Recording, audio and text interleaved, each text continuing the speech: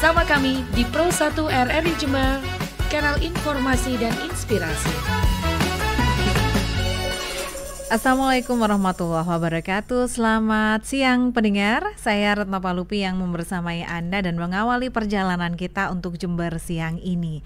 Dan kita akan awali bersama dengan sebuah program yang luar biasa, karena ini adalah sebuah program yang bermanfaat untuk kita semuanya. Di Healthy Morning untuk pagi hari ini, pendengar, kita bersama dengan Ikatan Dokter Indonesia Jember, dan pagi hari ini ada Dr. Ahmad Kurniawan SPBS yang sudah hadir di studio Pro 1 RRI Jember yang akan berbagi informasi, berbagi pengetahuan tentang kita, berbagi pengetahuan tentang sakit kepala berkepanjangan. Apakah ini berbahaya? Nah, apakah berbahaya atau tidak? Nanti kita akan bahas bersama untuk siang hari ini, pendengar, di Healthy Morning. Saya sapa dulu Dr. Ahmad Kurniawan untuk siang hari ini. Selamat pagi, Dok. Ya, selamat pagi, Mbak. Oke. Dokter ini dipanggil siapa nih enaknya?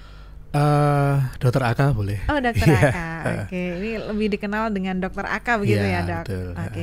Dok, boleh tahu dokter spesialis bedah saraf ya? Iya, betul. Oke, Dokter Aka ini adalah dokter spesialis bedah saraf yang untuk saat ini dinasnya di mana, Dok? Kalau di Jember di Rumah Sakit Bina Sehat, terus saya juga di kabupaten sebelah di Bondowoso, di Rumah Sakit Dr. Kusnadi Bondowoso. Ya. Baik. Sebuah topik yang tentu ini akan bermanfaat untuk kita semuanya, pendengar. Kita akan siarkan juga siaran kami untuk kali ini melalui kanal YouTube RRI Jember.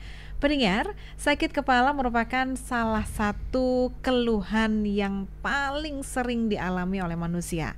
Rasa sakit yang ada di kepala ini dapat bervariasi, mulai dari yang ringan hingga berat, dan bisa juga terjadi di beberapa bagian kepala. Namun jika terjadi dalam waktu tertentu dan tidak berhenti, mungkinkah bisa menjadi indikasi kondisi kesehatan tertentu? Karena rasa sakitnya dipastikan akan menjadi gangguan untuk aktivitas kita sehari-hari. Oleh karena itu, pendengar, kita penting untuk mengetahui apakah sakit kepala yang berkepanjangan itu merupakan indikator dari penyakit yang lain, dan apakah itu berbahaya. Kita akan cari tahu untuk siang hari ini di Healthy Morning bersama dengan Dr. Aka. Dok, ngobrolin soal sakit kepala berkepanjangan. Kadang sakit kepala yang tidak berkepanjangan itu aja udah luar biasa mengganggu ya, Dok ya. Betul. Mungkin kalau sekedar kita pilek atau mungkin flu sedikit itu masih bisa lah kita beraktivitas. Tapi kalau sudah sakit kepala, ini rasanya mengganggu untuk beraktivitas apa aja. Jadi kadang-kadang malah kita bisanya cuma tidur gitu ya, Dok ya. Betul. Nah, apakah sebenarnya penyebab umum dari sakit yang kita rasakan di kepala itu, Dok? Iya, jadi penyebabnya ada beberapa hal sebenarnya. Cuman memang kalau kita berbicara terkait dengan sakit kepala yang berkepanjangan ya, tentu ini ada satu penyebab khusus ya. Cuman memang kita perlu tahu bahwa penyebab sakit kepala itu sendiri ada beberapa macam ya. Salah satu contoh kita ambil di kepala kita ini kan ada beberapa organ ya, ada mata, telinga dan sebagainya. Kalau ada gangguan tentunya juga misal gangguan di mata dan di telinga itu juga bisa berpengaruh ke sakit nyeri kepala ya. Sering juga nyeri kepala itu disebabkan hal lain, seperti misalkan hipertensi atau darah tinggi ya, yang bisa menyebabkan nyeri kepala. Kemudian juga karena faktor aktivitas ya, pekerjaan yang kita posisinya itu statis seringkali menimbulkan nyeri kepala di belakang ya, nyeri kepala di leher dan sebagainya, menjalar ke kepala ya. Tapi juga yang harus kita waspadai manakala nyeri kepala itu dia punya dua kata kunci intinya ya, yaitu adalah nyeri kepala yang kronik dan progresif ya. Kronik itu atau kronis itu artinya berlangsung dalam waktu yang lama ya. bisa berbulan-bulan ya, bertahun-tahun. Ini tentu beda kalau katakanlah kita capek, habis kerja kemudian sakit kepala, kemudian kita tidur selesai. Nah, itu mungkin karena kelelahan aja ya. Tapi kalau dia berlangsung secara lama terus-menerus ya, kemudian juga progresif yang kedua. Jadi kata kunci pertama ya itu berlangsung secara lama atau kronis. Kata kunci kedua itu progresif, nyeri kepalanya semakin memberat ya. Kita bisa ambil contoh kalau misalkan dulu katakanlah orang dengan sakit kepala, katakanlah kita punya saudara, dulu saya sakit kepala seminggu cukup minum paracetamol atau asam-venamat sekali sudah membaik. Nah, sekarang ini kok saya sehari minum 3 kali tapi masih sakit kepala. Itu ada sesuatu. Obatnya itu tidak tidak bisa mengurangi rasa tidak sakit. bisa mengurangi sakitnya ya. Jadi intensitasnya itu dan juga derajatnya itu semakin sering dan bertambah. Nah, itu harus kita waspadai, karena kalau kita menjumpai nyeri kepala yang seperti itu ya berkaitan dengan bidang kami di bedah saraf, kemungkinan itu adalah tanda atau awal gejala dari penyakit tumor otak. Seperti itu gitu. Oke. Kalau masuk ke kategori penyakit sakit kepala yang biasa gitu, betul. Dok. Itu berarti indikatornya hanya sakit kepala diobatin selesai. Apakah hanya begitu aja, Dok? Dia bisa membaik dengan istirahat ya. Atau kalau sumbernya berasal dari tadi ada darah tinggi ya, atau penyakit di mata, glaukom seperti itu, diobati itu bisa membaik. Gitu. Tensi normal, nyeri kepala yang baik. Seperti itu gitu. Itu jika memang penyebabnya dari hipertensi. Ya, salah betul. satunya begitu. Jadi begitu diobati, mungkin tensinya normal kembali, sakit kepalanya berkurang. Sakit kepalanya hilang. Malah justru kalau yang tadi kita curiga ada sesuatu yang berasal atau penyakitnya di dalam kepala, nah itu tensinya normal tapi tetap sakit kepala. Seperti itu gitu. Itu yang harus kita waspadai. Dok, mungkin ini juga menjadi pengetahuan juga untuk kita sebagai orang awam ya, Dok, yang mungkin sejauh ini mungkin merasa bahwa jika sakit kepala cukup minum obat, udah selesai gitu. Betul. Sakit kepala lagi, minum obat lagi, reda sebentar, sakit lagi. Nah, itu hanya dikasih obat aja dan tidak diperiksakan. Karena dianggap cuman sakit kepala, begitu ya, Dok ya. Betul. Nah, mungkin ini perlu dijelaskan juga, Dok, tadi terkait dengan penyakit sakit kepala yang kronis dan progresif. Itu sebenarnya indikator apa yang perlu kita perhatikan dari sekarang supaya kita lebih aware lagi, supaya kita tidak meremehkan bahwa sakit kepala yang berkepanjangan seperti yang dijelaskan dokter ini perlu untuk segera diperiksakan. Iya, jadi sakit kepala yang harus kita waspadai adalah yang terutama berkaitan dengan bidang saraf atau bedah saraf ya. Tadi yang punya dua ciri khas, yaitu kronik dan progresif ya. Berlangsung dalam waktu yang lama, kemudian semakin lama nyerinya semakin meningkat ya. Terus gejala lain juga nyeri kepala yang sering dirasakan pagi hari. Pagi hari. Pagi hari. Karena pada penyakit seperti tumor otak itu khas itu, nyeri kepalanya biasanya berlangsung di pagi hari ya. Terus kemudian gejala-gejala yang lain ya. Jadi memang kalau kita bicara berkaitan dengan nyeri kepala kemudian juga tumor otak ya, secara kalau kita melihat tumor otak ini ukurannya masih kecil, memang dia tidak menimbulkan gejala yang spesifik ya. Jadi belum mengganggu ya, Dok? Belum mengganggu ya, kadang-kadang malah nggak dirasakan dan tidak ada gejala spesifik ya. Apalagi kalau tumornya itu termasuk jenis tumor yang jinak. Yang seperti kalau kita tahu ada tumor yang jinak 90% jinak, seperti tumor yang kita namakan meningioma ya, tumor otak ya. Nah, itu tumornya itu dia tumbuhnya pelan-pelan gitu. Jadi setahun itu tumbuhnya antara 2 sampai 4 mili per tahun pertumbuhannya ya. Jadi dia termasuk tumor yang jinak dan tumbuhnya pelan. Nah, luar biasanya karena otak kita itu punya kemampuan untuk beradaptasi ya, dengan pertumbuhan benda asing lah istilahnya, atau jaringan yang tidak normal ini kan dia tumbuhnya pelan-pelan. Kalau dia tumbuhnya pelan-pelan, otak kita itu bisa beradaptasi. Jadi seringkali kita menangani kasus-kasus tumor otak ya, gejalanya nyeri kepala itu rata-rata itu sudah dalam kondisi tumor yang besar. Karena waktu pertumbuhan secara lambat ini betul, tidak terasa. Tidak terasa. Otak kita itu bisa beradaptasi. Gitu. Tapi belum ada keluhan. Belum ada keluhan ya. Baru dia menimbulkan keluhan tuh kalau ukurannya sudah relatif cukup besar. Gitu. Nah, kenapa ini penting? Karena kita mau memberikan satu pengetahuan bahwa jangan sampai datang itu sudah terlampau besar. Ya, makanya perlu kalau ada keluhan-keluhan yang berkaitan dengan nyeri kepala yang cukup lama, itu screening dini itu penting. Nah, supaya jangan sampai datang itu ukurannya kita lihat udah terlalu besar, karena operasinya juga akan lebih sulit daripada tumor yang ukurannya kecil. Resikonya juga lebih besar. Resikonya juga lebih besar gitu. Nah, jadi tadi kita bicara nyeri kepala. Nyeri kepala di pagi hari biasanya begitu ya, Dok. Oke, kemudian untuk penyakit tumor otak ini juga bisa menimbulkan keluhan yang lain, seperti gangguan di penglihatan. Ya. Mempengaruhi ya, Dok? Mempengaruhi gangguan di penglihatan. Ya. Jadi kabur atau bagaimana, Dok? Yang ada dua dia. Jadi yang pertama bisa jadi mata itu kabur, ya, atau berkurangnya visus, tajam penglihatan. Bisa jadi yang kedua itu lapang pandangnya itu menyempit.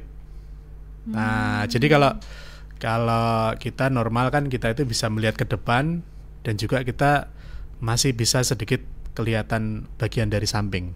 Ya kan, kalau saya misalkan menghadap ke sana, saya masih bisa ngelihat Mbak di samping. Nah, tapi pada kasus tumor yang ini itu dia seperti kacamata kuda gitu. Jadi sebelah sampingnya itu gelap. Nah, jadi misal kalau dia naik motor terbatas ya, Dok, pandangan kita terbatas. Ke kanan dan ke kirinya. Betul, itu ya. Jadi kalau misalkan naik motor itu bisa jadi ada dari samping nggak kelihatan. Nah, tabrak, jatuh, seperti itu gitu. Nah, itu yang berkaitan dengan penglihatan. Nah, kita bisa taunya gimana ya? Tentunya memang harus periksa ke dokter spesialis mata. Gitu. Jadi di combine juga ya? Iya, kita konsulkan dengan dokter mata. Kalau matanya normal, ya, organ matanya normal, berarti terjadi sesuatu di saraf mata di belakang, di dalam otak. Nah, seperti itu gitu. Jadi yang kedua gangguan penglihatan, ya. Yang ketiga mungkin juga bisa terjadi kejang. Sampai kejang-kejang begitu ya, Dok? Bisa terjadi keluhan kejang. Nah, gimana kita bisa membedakan ini kejang karena epilepsi ya, atau karena tumor otak? Ya. Jadi kejang karena tumor otak biasanya terjadi pada usia dewasa. Ya. Kalau epilepsi kan biasanya lama ya, dari anak-anak ya. Dari anak-anak udah sudah kejang, muncul kejangnya. Muncul kejang. Tapi kalau misalnya tumor otak ini terjadi di usia dewasa yang belum pernah ada riwayat kejang sebelumnya. Tiba-tiba kejang gitu ya? Tiba-tiba kejang. Sebelumnya pernah kejang enggak? Belum. Enggak pernah. Nah, ini kita harus curiga ini. Oke. Mendadak dia kejang. Terus gejala yang lain ya, itu kalau dia tumor otaknya itu ada di depan, ya, daerah frontal namanya. Yang dimana itu ada fungsi luhur dan sebagainya, judgment ya. Itu juga bisa dia mempengaruhi kepribadian. Ya. Bisa lebih gampang marah dan sebagainya ya. Karena marahnya karena menahan sakit atau apa itu, Dok? Bukan, karena memang tumornya itu berada di atau menekan fungsi otak yang mengatur emosi dan sebagainya, seperti itu gitu. Jadi kadang-kadang kalau kita lihat orang sebelumnya normal ya. Terus kemudian tiba-tiba kok mudah marah dan sebagainya ya. Kadang-kadang sering nangis dan sebagainya. Kita curiga ada sesuatu. Jadi jangan dulu dia kita judge seperti misalkan ODGJ. Bisa terjadi sesuatu yang ada di dalam kepalanya gitu. Tapi memang kadang-kadang kita kolaborasi dengan dokter psikiatri ya. Dan itu mungkin perlu screening gitu. kepalanya itu kira-kira ada sesuatu enggak gitu. Kalau memang tidak ada, berarti memang murni dari ya betul, mungkin ada dari gangguan psikiatrinya ya. Jadi seperti itu. Jadi tadi bisa nyeri kepala, kemudian gangguan di mana penglihatan ya, kejang, kemudian gangguan kepribadian ya. Ya bisa juga gangguan-gangguan yang lain seperti kalau misalkan tumor otak itu berada di dekat saraf pendengaran, ya bisa terjadi penurunan pendengaran ya, kemudian gangguan keseimbangan dan lain-lain. Jadi seperti itu. Gejalanya berbagai macam. Mengganggu organ tubuh yang lain juga. Ya betul. Efeknya sampai mengganggu penglihatan, mungkin juga membuat penurunan pendengaran, ya, dan ternyata betul. juga mempengaruhi kepribadian. Ya betul. Secara emosional ini kadang-kadang jadi berubah. Apakah begitu, Dok? Ya, bisa jadi perubahan kepribadian emosional ya. Diderita. Oke. Tergantung lokasi dari tumor itu berada di mana. Gitu.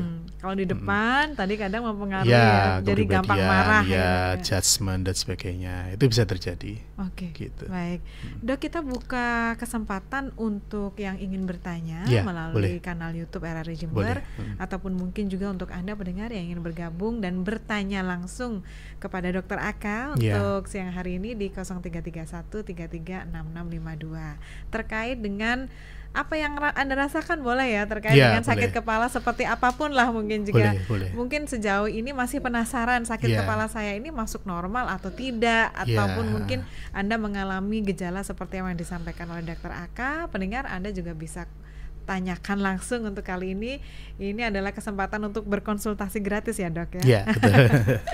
Di 0331 336652 atau melalui kanal YouTube RRI Jember, ataupun mungkin juga melalui WhatsApp kita di 0811 30409111. Dok, ada beberapa pemirsa kanal YouTube yang juga sudah bergabung untuk siang hari ini. Boleh saya sampaikan satu-satu ya, Dok? Boleh. Tapi ada penelpon dulu. Mungkin kita terima dulu ya penelponnya. Boleh.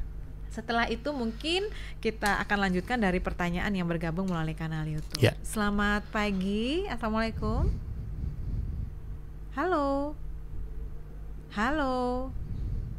Oke. Halo. Bisa dicoba kembali untuk bergabung. Kali ini, Dok, ada pertanyaan dari salah satu pemirsa. Ada Mantika yang bertanya, apakah sakit kepala yang bisa berpengaruh dari sakit pernafasan, seperti infeksi saluran pernafasan atau dari lambung, termasuk juga GERD? Nah, ini pertanyaan dari Mantika ya, Dok ya. Jadi apakah sakit kepala juga bisa berpengaruh dari sakit pernafasan? Jadi kalau misalnya dia udah punya gangguan pernafasan atau GERD, itu apakah juga bisa menyebabkan sakit kepala? Mungkin begitu pertanyaannya. Ini dari Mantika. Ada pertanyaan juga dari Alaika untuk kali ini, indikasi tumor otak selain sakit kepala apalagi? Nah, ini tadi sebenarnya baru saja dijelaskan oleh dokter, betul. Mudah-mudahan sudah terjawab ya, Mas Alaika yang saat ini sudah menanyakan. Selamat pagi, Dok, mau tanya, saya pernah sakit kepala saat kurang tidur. Apakah itu wajar, Dok? Terima kasih. Nah, ini pertanyaan dari Mas Widi, boleh ditanya, boleh dijawab juga nanti. Kita terima ya, Dok? Boleh. Mudah-mudahan tidak putus lagi untuk yang bergabung kali ini. Selamat siang, assalamualaikum. Waalaikumsalam. Assalamualaikum. Halo, selamat siang, Ibu. Siang, Inje kula. Iya. Kula Bu Yaya. Ibu Yaya. Oke, Bu Yaya di Wonten Kalisa. Di Kalisa. Inje. Oke, baik. Badhe nderek pirsa Pak Dokter. Nggih, Bu. Dokter bisa bahasa Jawa? Sakit. Oh, sakit. Monggo. Mau pakai bahasa Jawa nggak apa-apa, Bu Yaya, silakan. Umpame menapa kula niku ada penyakit vertigo, menapa niku termasuk wonten napa tumoripun ngoten lho. Iya. Vertigo ngantos semaput kula yang sampun kimat vertigo nipun. Oh, oke. Inggih. Inggih matur sembah nuwun. Begitu saja Bu Yaya pertanyaannya. Oke. Ya, assalamualaikum warahmatullahi wabarakatuh. Waalaikumsalam Waalaikumsalam warahmatullahi warahmatullahi wabarakatuh. Ibu Yaya yang ada di Kalisat, vertigo sampai mungkin sampai pingsan ya beliau. Iya, iya. Apakah ini juga menjadi indikasi? Nah, itu mungkin banyak yang sedang penasaran ini. Iya. Nggih, monggo. Langsung dijawab ya? Iya, boleh. Iya. Dokter Aka, silakan. Iya, makasih Satu Bu Yaya. persatu. Nggih, jadi apa namanya? Kalau emang punya riwayat vertigo memang biasanya memang harus minum obat rutin ya. Nah, ada obat khusus untuk vertigo sendiri. Nah, hanya memang kalau gejalanya itu semakin hari semakin dirasa memberat, ya, memang tidak ada salahnya kita lakukan screening, ya. Screening itu kalau kita mau melihat apakah ada kelainan yang ada di dalam otak benda, itu yang paling baik dengan MRI, ya. Jadi dengan MRI kita bisa melihat misalkan ada kelainan ya secara anatomi otak, ya, atau enggak, ya, jadi seperti tumor dan sebagainya, itu kelihatan dengan MRI. Ya, biasanya waktunya kalau kita MRI antara 30 sampai 40 menit. Ya. Jadi di situ nanti kita bisa lihat dengan jelas, ya, ada kelainan atau enggak. Dan kalau enggak ada kelainan, biasanya setelah itu lebih tenang. Nah, seperti itu gitu. Lebih tenang. Oh, ternyata ini mungkin vertigo yang biasa. Tapi mungkin sampai pingsan-pingsan itu, Dok. Berarti kan pingsannya itu karena sakit atau apa kalau vertigo? Ya, itu, bisa Dok? karena pusingnya, ya, semakin memberat, dan kadang-kadang juga ada gangguan keseimbangan, ya. Apalagi mungkin di usia yang di atas 40-50, ya, seringkali kan ada gangguan sedikit aja kan itu dirasakan berat. Nah, beda dengan kita yang mungkin masih di bawah 40, usia-usia remaja, dewasa muda dan sebagainya, mungkin keluhan keluhan pusing yang sedikit itu masih bisa kita toleransi. Tapi kalau sudah usia di atas 50 tentu menimbulkan gejala yang berat, bisa sampai pingsan dan sebagainya gitu. Jadi mungkin saran saya, kalau emang dirasa semakin memberat, nah nggak ada salahnya kita screening, ya. Kita screening untuk MRI, ya. Dengan sekali itu kita bisa melihat, oh ternyata baik-baik aja gitu, ya. Dengan obat-obatan cukup. Lega deh. Ya. Kadang secara psikologis itu kalau kita tahu itu baik, nah itu bisa meningkatkan ini apa namanya kesehatan ya, imun ya gitu. Jadi lebih lebih merasa lebih sehat seperti itu. Nggak terlalu khawatir, ya, was-was, cemas gitu betul. ya. Dan itu kadang kalau kondisi kita khawatir, cemas, dan itu malah mempengaruhi kondisi kesehatan juga secara keseluruhan. Ya, betul. Itu bisa mempengaruhi imunitas dan sebagainya, ya. Kemudian juga daya tahan tubuh dan sebagainya gitu. Oke, baik. Itu juga itu adalah pertanyaan dari Ibu Yaya yang vertigo. Yeah. Nah, ada dari Mantika tadi yang bertanya terkait dengan berhubungan nggak dari penyakit pernafasan atau GERD? Iya. Jadi kalau penyakit pernafasan memang kaitannya dengan oksigen yang dialirkan ke otak, ya. Kadang-kadang kalau seseorang itu ada gangguan pernafasan, ya, sampai kemudian sesak begitu, ya, itu akan mempengaruhi aliran oksigen yang ke otak, ya. Sehingga kalau aliran oksigen berkurang itu seringkali salah satunya itu bisa menimbulkan gejala nyeri kepala. Nah, kalau orang sesek gitu kan, nah, terkadang kan juga kok kepalanya sakit dan sebagainya, itu karena gangguan aliran oksigen yang mengalir ke otak gitu. Jadi seringkali, mungkin nggak selalu, tapi pada beberapa orang itu bisa terjadi gitu. Ya. Oke, jadi bisa saja ya sakit kepala. Bisa saja ya, karena gangguan oksigenasi. Nah, seperti itu.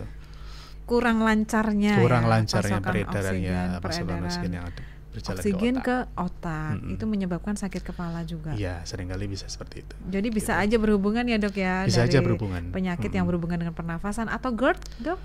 Ya, kalau GERD memang nggak secara spesifik ya. Cuman kadang-kadang kalau GERD kan kadang-kadang karena itu di lambung, ya. Organ yang terdekat dari lambung kan paru-paru. Seringkali itu juga terkadang terpengaruh, ya. Tapi memang nggak secara spesifik itu menyebabkan nyeri kepala, nggak secara spesifik. Gitu. Oke, baik. Mudah-mudahan bisa membuat lega Mbak Mantika yang bertanya khusus untuk ini.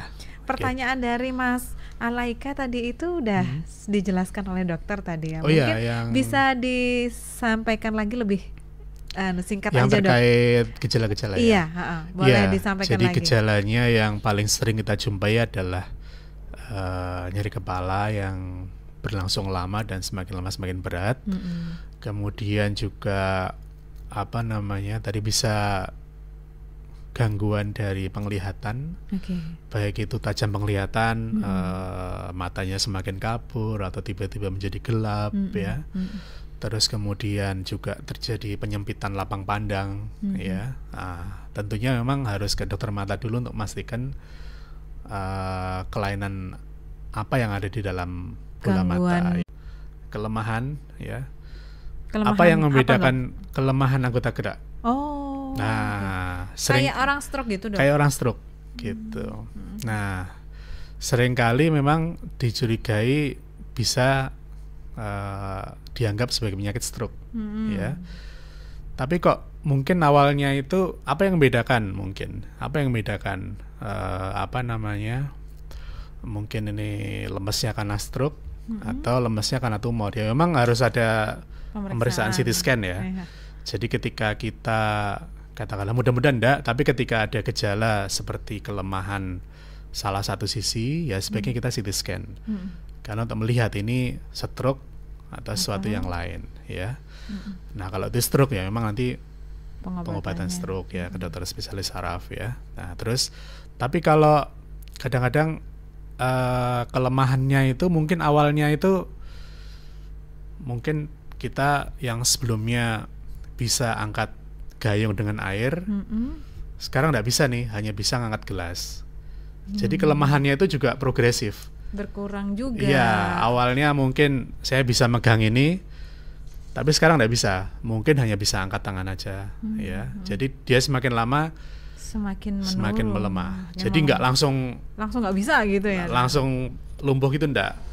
Jadi semakin lama semakin memberat. Yaitu biasanya tumor otak yang berada di area yang mengatur pergerakan. Tergantung dalam posisinya kepala. itu tadi. Lokasinya tadi ya. Bisa dia dekat dengan saraf mata, bisa dia dekat dengan area yang mengatur pergerakan tubuh ya. Bisa dia tadi kalau dia berada di depan itu berkaitan dengan emosi ya, judgement dan sebagainya karena berkaitan dengan fungsi luhur otak. Kemudian bisa juga ada gangguan pendengaran dan sebagainya gitu. Jadi tergantung lokasi dari tumor otak itu ada di mana. Seperti itu gitu. Itu tadi ya Mas Alaika sudah terjawab lebih detail lagi terkait dengan apa kira-kira beberapa gejala yang mungkin dirasakan jika kita terkena tumor otak tadi. Betul. Dok, ada satu pertanyaan, ada juga yang baru masuk ini dari Ibu Megawati, tapi mungkin bisa dijawab dulu dari Mas Vidi tadi itu ya. Dok. Mau tanya, saya pernah sakit kepala saat kurang tidur. Apakah itu wajar nih, Dok? Ya itu wajar sebenarnya. Mungkin salah satu yang tadi karena barangkali karena aktivitas pekerjaan ya, kecapean ya. Bisa mungkin juga ada tegang ya di leher sini yang bisa menjalar ke kepala. Pun juga tadi kalau kita itu ya kurang tidur ya, kecapean ya, itu tadi bisa juga berkaitan dengan otot-otot yang ada di kepala. Ya, jadi tension, ototnya tegang. Mungkin nyeri kepala. Kalau dipakai istirahat biasanya membaik sendiri. Nah, itu wajar ya. Wajar ya, Mas Vidi. Mudah-mudahan nggak bingung tuh. Kenapa setiap kali kurang tidur kok mesti sakit kepala gitu. Ada pertanyaan dari Mbak Megawati, tapi sebentar kita terima penelpon dulu ya. Selamat siang. Selamat siang. Iya, Assalamualaikum. Ya, waalaikumsalam. Dengan siapa ini? Ini dengan John dari Situbondo. Oke, Mas John di Situbondo. Baik, ada Dokter Aka yang kali ini hadir di studio. Apa yang ingin ditanyakan? Oke, selamat siang Dokter Aka. Selamat siang. Saya mau tanya Dok, ini saya akhir-akhir ini tuh sering kayak kayak ngambil barang di bawah gitu ya Dok ya, barang jatuh di bawah. Itu kayak tiba-tiba itu kayak kepala tuh jadi berat banget.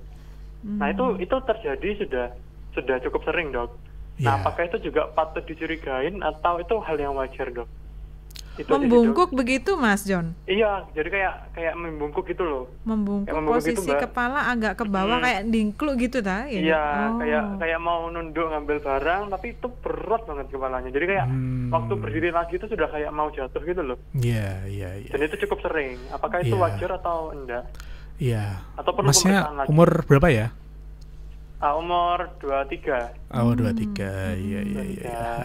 Oke. Ya, itu saja sih, Dok. Terima kasih, Dok. Ya, makasih. Baik, juga, Mas. Mbak. Ya, terima kasih Mas John yang ada di Situbondo. Usianya 23 tahun, 23 tahun ya. Tapi kalau misalnya mau ngambil barang, ada yang jatuh mungkin ya, Dok ya. Iya. Kan kalau misalnya ada yang jatuh, otomatis tubuh kita akan membungkuk ya, Dok. Iya, betul. Membungkuk, posisi kepala otomatis juga ke berubah. bawah. Iya, betul. Setelah betul. itu begitu bangkit, rasanya berat. Ya. Dan kayak kehilangan keseimbangan gitu. Ya. Jadi apa namanya? Kalau yang harus kita mungkin ini sebelum menjawab pertanyaan ya, yang harus kita waspadai juga itu juga terkait dengan faktor risiko usia ya. Oke. Jadi kita harus mulai waspada itu atau kita mulai screening kalau di usia di atas 40. Di atas ya. 40 ini kayaknya 40, beberapa penyakit 40, itu jadi ya. banyak yang mengincar ya, Dok. Betul. Ya. Nah, cuman memang kejadian yang dialami oleh Mas John tadi ya kita namakan karena kalau orang itu mengalami perubahan posisi ya, itu juga bisa terjadi perubahan tekanan darah. Nah, jadi antara orang duduk sama berdiri mendadak itu tiba-tiba terjadi perubahan tekanan darah itu yang kemungkinan bisa menyebabkan sedikit ya, mungkin entah itu merasa pusing atau berat ya. Kalau itu tidak berlangsung artinya kalau kita tunggu, kita istirahat, setelah itu membaik, ya itu mungkin nggak apa-apa gitu. Ya, tapi kalau itu berlangsung yang lama dalam satu periode, nah itu kita harus waspadai. Oke, sering katanya sering ini ya, Dok ya? Ya, sering. Artinya katakanlah itu sering tapi dia sebentar. Nah, itu mungkin tidak masalah gitu. Tapi kalau kok saya habis gini, saya pakai istirahat kok tetap ya. Nah, itu kita harus curiga. Tidak ada salahnya kita melakukan screening tadi, gitu. Tapi kalau dipakai istirahat, udah selesai. Oh, ya duduk semenit udah membaik, tidak apa-apa gitu. Kan karena terjadi ada perubahan tekanan ya. darah saat kita ada perubahan posisi dari kita bungkuk atau jongkok, kemudian langsung tiba-tiba berdiri. Kan kadang-kadang rasanya kan geliyang gitu. Iya, itu udah perubahan posisi ya, postural hypotension. Nah, jadi ada perubahan posisi yang berkaitan dengan tekanan darah. Ya, itu sesuatu yang wajar ya. Tapi kalau misalkan dipakai istirahat harusnya baik. Tapi kalau istirahat kita jumpai kalau itu sesuatu yang seperti tumor otak ya. Tapi kalau memang gejalanya spesifik, tidak ada salahnya kita melakukan screening gitu. Seperti apa yang tadi udah dijelaskan. Ya, betul. Dok, Ibu Mbak Wegawati ini nanya, pagi dokter, saya sering sakit kepala sebelah. Biasanya bisa teratasi dengan minum obat. Tapi belakangan ini sakit di bagian belakang dan nggak mempan tuh minum obat. Kira-kira ini ada perbedaan penyebab nggak, Dok? Iya, seringkali nyeri kepala itu bisa menjalar ya. Pindah posisi. Jadi kadang-kadang kalau biasakan aktivitas, mungkin nyerinya di belakang sini, bisa jadi dia pindah ke depan. Ya, jadi nyerinya itu menjalar gitu. Nah, memang semua nyeri kalau kita bisa obati dengan obat-obatan dan membaik, ya bisa kita anggap itu sesuatu yang tidak apa-apa ya. Kecuali kalau tadi yang saya bilang dua kata kunci tadi ya, kalau itu semakin lama semakin memberat dan sudah berjalan dalam waktu yang lama, lah itu kita harus lampu merah atau lampu kuning. Nggak sembuh-sembuh. Iya, nggak sembuh-sembuh. Minum ya. obat buat istirahat, minum makan, obatnya terus ya. Tapi makan kalau sate gitu. ya, ada juga nyeri kepala yang itu berlangsung di waktu tertentu, ada juga. Oke. Ya. Seperti apa itu dok maksudnya? Kadang-kadang nyeri kepala di akhir bulan. Ya. Waktu-waktunya kan khas ya. Iya. Waktunya khusus waktu khusus gitu. ini apa namanya? Ya. Bingung sudah. Bingung ya. Beda nanti awal bulan sembuh gitu. Ya. Jadi untuk Mbak Megawati tadi kembali lagi ke yang tadi, kalau itu nyeri kepalanya jarang, misalkan seminggu sekali ya. Karena aktivitas nyeri kepala sebelah ya, nah itu kalau kita memastikan nggak ada keluhan lain, seperti cek dulu nih tensinya gimana, ya kan, kemudian kadang-kadang cek laboratorium yang lain ya, kolesterol dan sebagainya ya. Kalau itu semua baik ya, tapi kemudian sakit kepalanya tambah lama kok, saya minum obatnya lebih sering ya, dan juga kemungkinan menjalar ke tempat yang lain, ya mungkin perlu screening. Ya seperti itu. Nggak ada salahnya screening, karena dengan screening tadi dan kita memastikan otak kita ini normal atau baik-baik aja, itu melegakan ya, dan kadang-kadang bisa malah mengurangi keluhan. Jadi yang sakit kemarin itu sangat mengganggu, setelah periksa jadi nggak kerasa lagi. Ya, kadang-kadang kan orang suka takut nanti ketemunya macam-macam ya. Lah, cuman memang kalau itu enggak ketemu jadinya kan lebih tenang. Ya, seperti itu. Atau kalau kita temukan lebih dini ya, segera ada treatment yang jelas. Ada treatment ya, ukurannya masih kecil, tumor otak masih kecil, operasinya lebih mudah, lebih cepat ya. Nah, itu bisa tingkat kesembuhannya akan lebih baik. Nah, seperti itu gitu. Ya. Jadi pertanyaan-pertanyaan dari yang sudah bergabung ini tadi mungkin masih ke gejala-gejala yang betul, bisa diobati begitu ya dok ya. Belum terlalu mengarah ke sakit kepala yang berkepanjangan seperti yang tadi dijelaskan dokter. Dok, seandainya para pendengar yang lain ini juga ada yang merasakan keluhan seperti yang sudah dijelaskan oleh dokter tadi, nyeri pada kepala dan biasanya datang pada pagi hari, diobati nggak sembuh, lalu pengurangan fungsi penglihatan juga, kadang-kadang malah apa tadi itu dok, melemah ya, ada beberapa organ tubuh yang melemah dan mungkin kejang-kejang. Jika memang sudah indikasi seperti itu, maka baiknya untuk segera diperiksakan lebih lanjut. Iya betul. Ini periksanya kemana nih dok? Maksudnya ke dokter apa nih? Gitu? Iya, bisa ke dokter saraf atau dokter bedah saraf juga bisa. Langsung ke bedah saraf bisa? Iya bisa.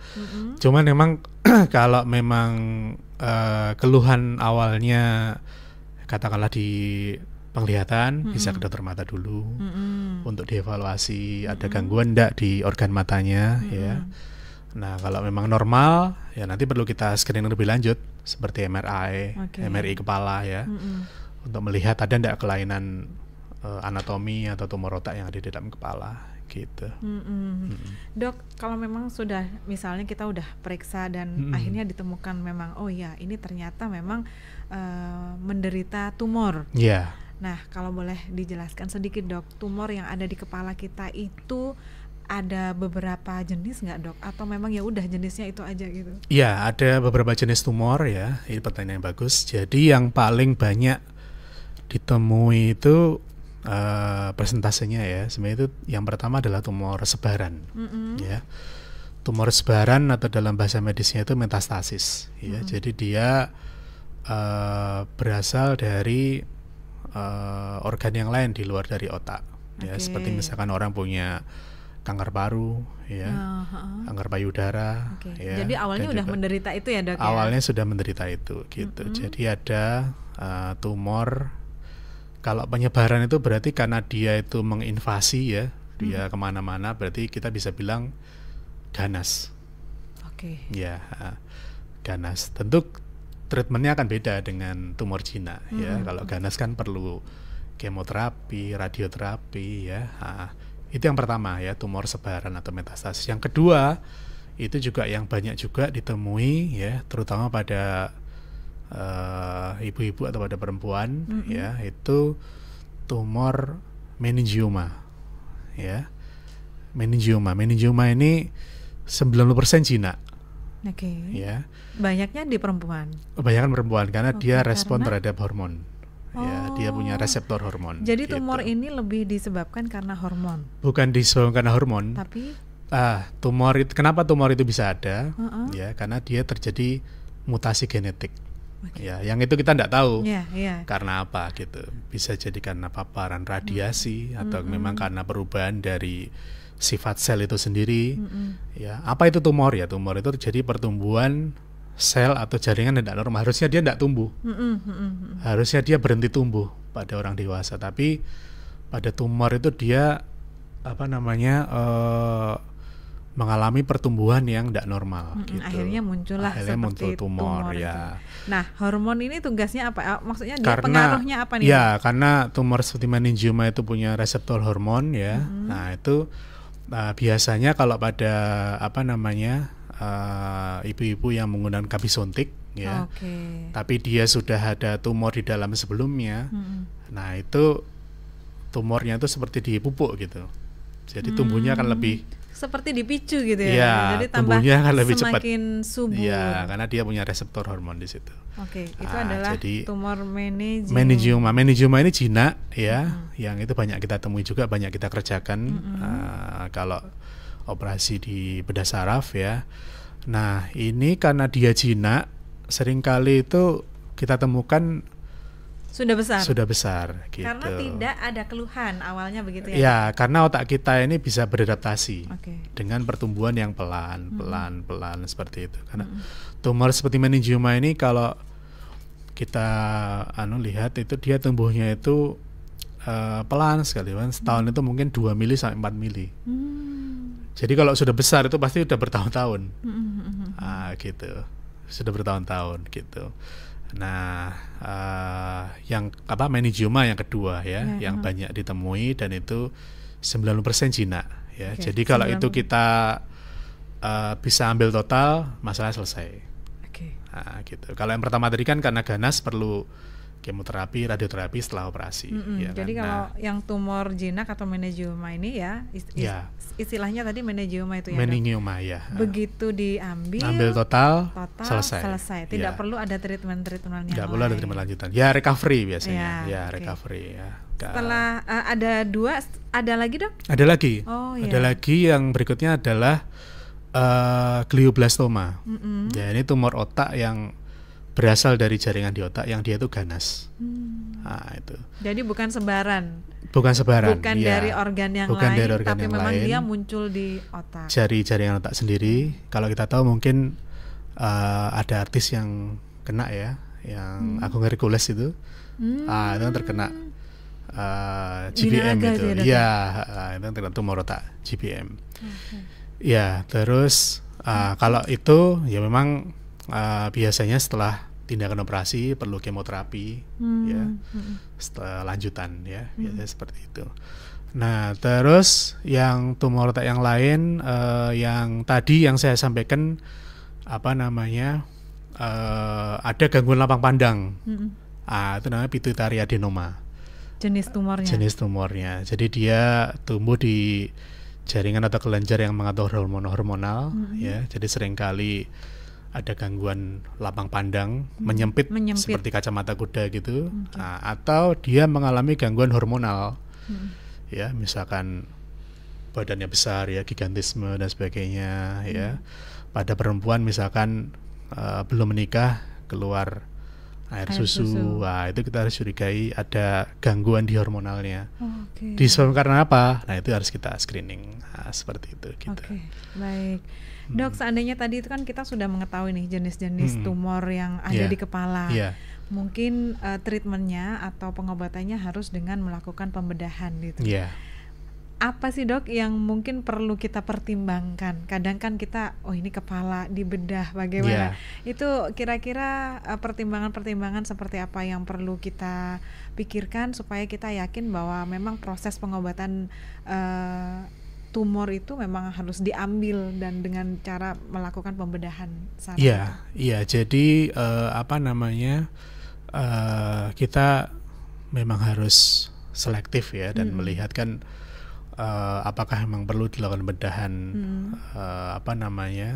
mungkin lebih cepat ya. Ya memang melihat banyak faktor. Yang pertama seperti gejala yang ditimbulkan tuh seperti apa gitu. Kalau memang gejalanya memberat, ya memang intinya memang segala sesuatu yang tidak normal, tumor itu harus diambil. Dimanapun itu.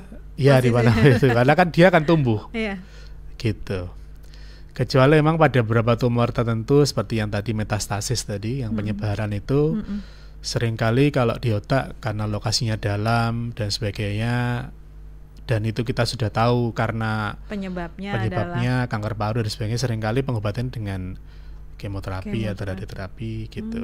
Karena lokasinya dalam dan sulit gitu. Tapi kalau dia seperti tadi meningioma ya, pituitary adenoma dan sebagainya, memang kita sebaiknya lakukan tindakan operasi untuk mencegah tumor itu dia akan tumbuh lebih besar gitu. Nah, melihat kondisi-kondisi pasien juga seperti faktor usia dan sebagainya, kemudian ukuran tumor ya dan sebagainya, kemudian kesiapan kita nih gimana nih, ya kan? Karena kan operasi tumor ya semua operasi sebenarnya itu beresiko. Ada resikonya masing-masing. Ada resikonya, ya? Ada resikonya. Tapi kita harus bisa memastikan bahwa dari mulai persiapan, kemudian operasinya, kemudian perawatan pasca operasinya itu berjalan dengan lancar, ya kan? Seperti kita kalau disuruh memilih antara kita naik balon udara dengan kita naik pesawat, kira-kira Mbak lebih milih naik mana? Pesawat, Dok. Naik pesawat. Oke. Naik pesawat itu kira-kira ada risikonya enggak? Ada kan? Tapi lebih aman enggak? Daripada kalau pesawat-pesawat zaman dulu lah. Antara misalkan naik pesawat zaman dulu sama kita ada pilihan pesawat zaman dulu atau naik Boeing. Nah, kita lebih milih naik yang mana? Boeing. Naik Boeing karena iya, mungkin secara teknologi. Teknologi. Yang kedua, ya SDM yang mengendalikan pilotnya mungkin pilotnya. Kemudian kenyamanan, ya kan, di dalam bisa makan, minum dan sebagainya. Sama operasi juga gitu. Jadi selain SDM, dokternya ya, kita karena kita harus punya tim yang baik ya, dokter bedah sarafnya, kemudian juga anestesinya ya, perawatnya dan sebagainya, tim operasinya itu harus baik. Yang kedua, peralatannya juga harus canggih, ya kan? Karena kita sama kayak pesawat Boeing tadi teknologinya harus canggih. Ada operasi otak itu kita perlu alat-alat canggih seperti mikroskop, ya. Terus mikroskop itu untuk ngelihat selama operasi kita bisa melihat tumor otaknya, kemudian mana jaringan yang tidak normal, mana jaringan otak yang normal, mana pembuluh darah, mana saraf, ya. Teknologi. Ya.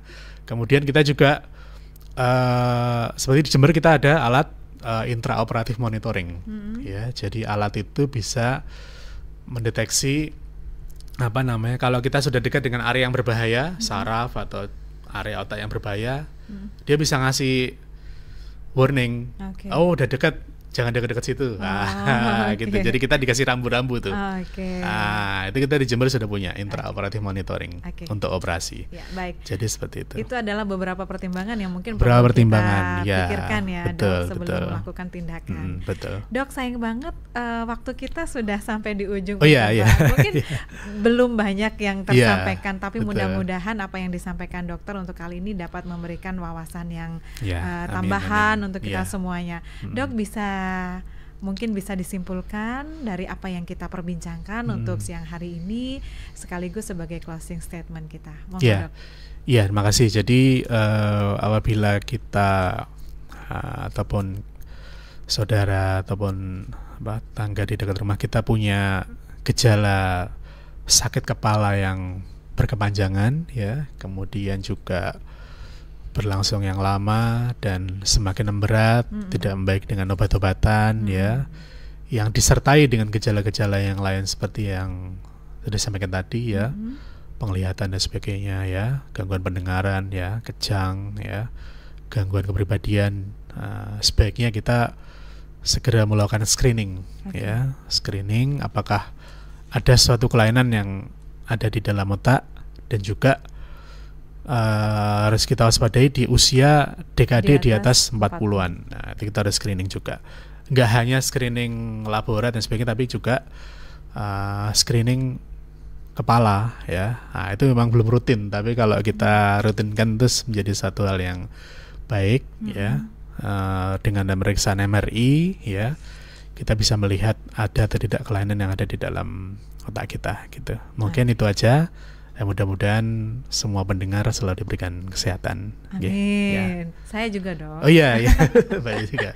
Ya, iya. Baik, terima kasih banyak. Iya, sama-sama, Dokter. Mbak. Ya.